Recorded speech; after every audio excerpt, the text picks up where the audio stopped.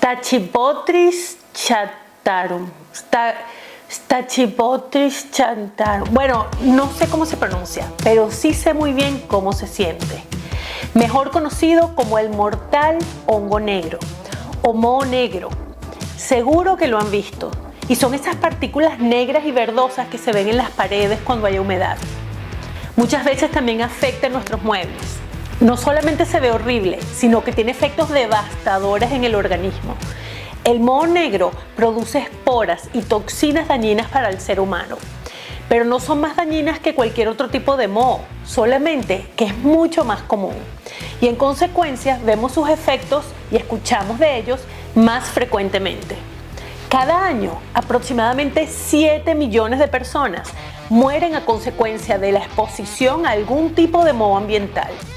600.000 de esas muertes son niños menores a 5 años. Se estima que 70% de las viviendas tienen alguna variedad de moho.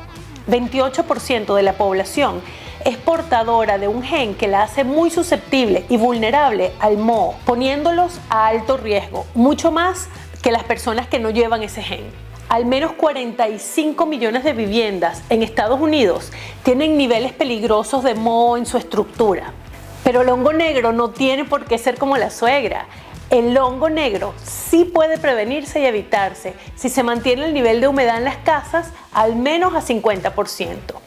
93% de los casos de sinusitis en el mundo son debido al moho. Todos los años, el moho destruye más madera que el fuego y las termitas juntas.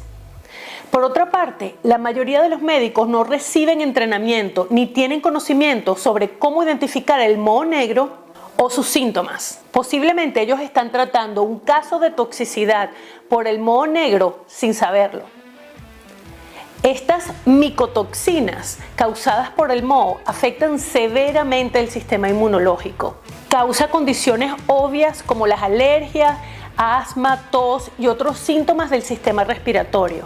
Pero también causa síntomas como la pérdida de memoria, infecciones en la piel, depresión, dolores musculares en las articulaciones, fatigas y muchos otros que no tenemos idea de que vienen de ahí. El moho negro es tan agresivo y tan rápido que después de 24 a 48 horas después de un daño por agua, ya se ven los signos del moho negro formarse. Como ven, el moho negro en nuestras casas es mucho más que una molestia a la vista. Desafortunadamente, en el apartamento alquilado donde llegué en Portugal a mi llegada, mi familia y yo estuvimos expuestos al moho negro por 2 meses sin saberlo.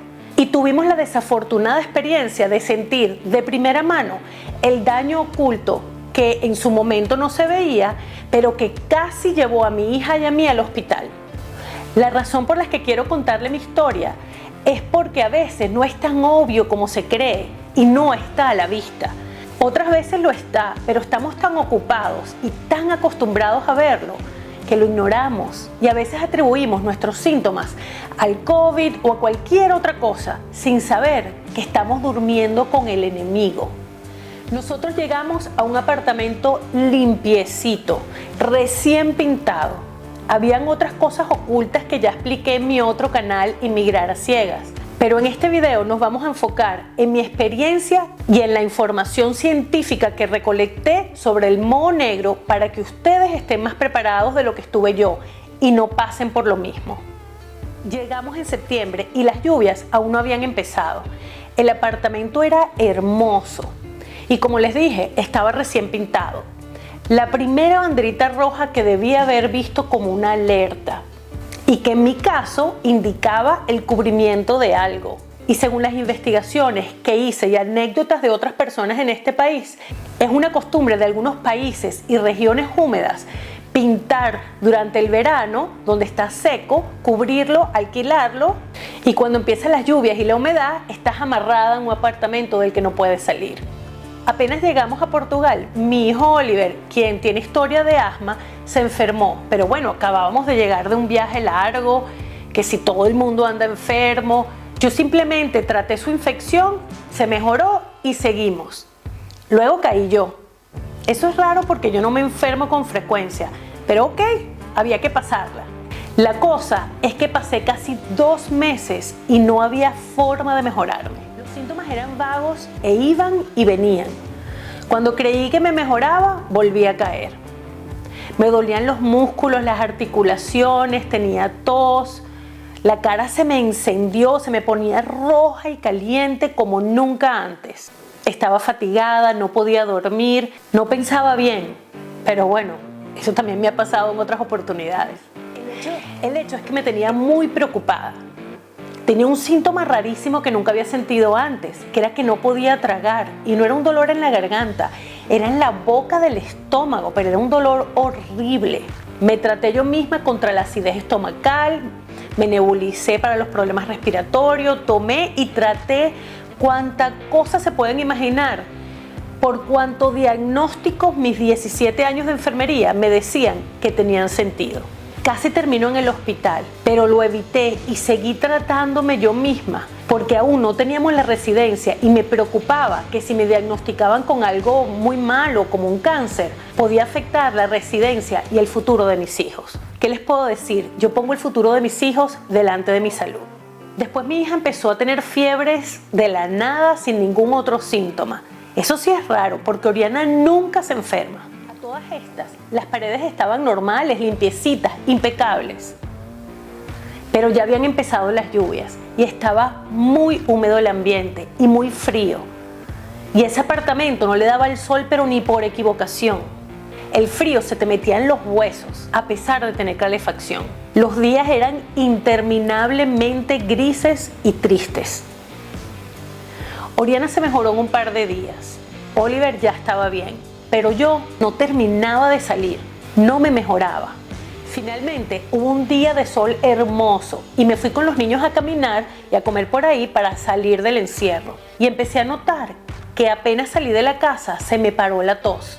Y todo el tiempo que estuvimos en la calle me sentía mejor. Pero también era un día de sol y sabemos que el sol tiene ese efecto en la gente.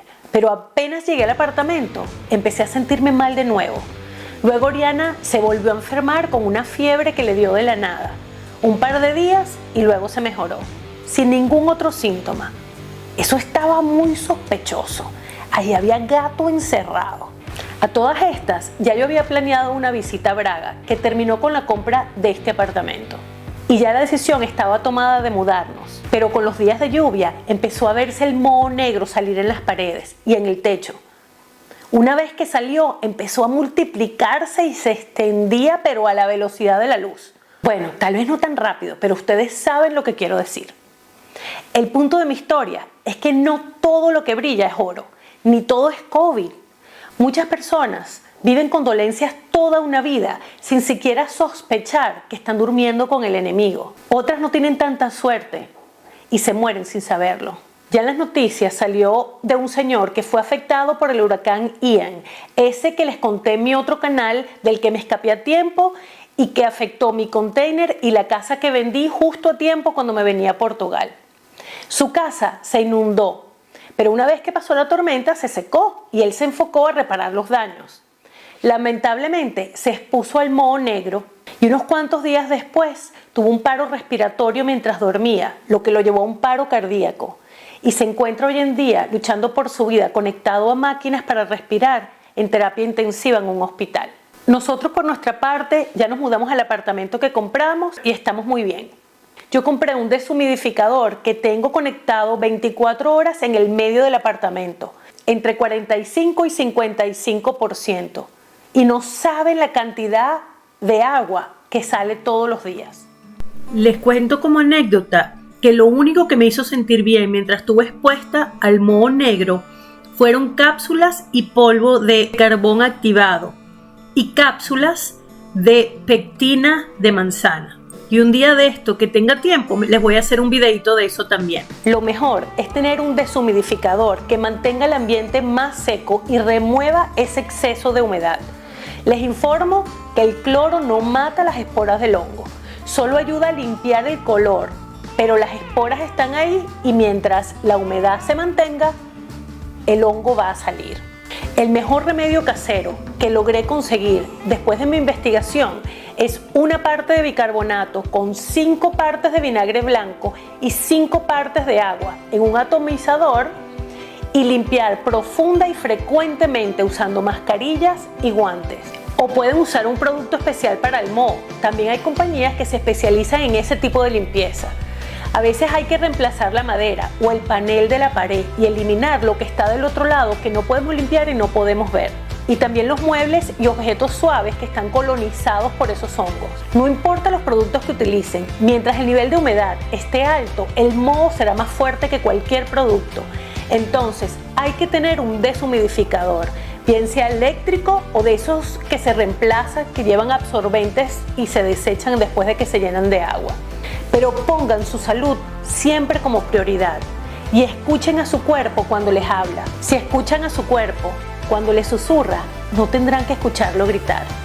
Siempre, si les gustó el video, pónganle el me gusta, comenten abajo si han tenido experiencia o cómo resuelven ustedes eso, compartan, suscríbanse y nos vemos en la próxima.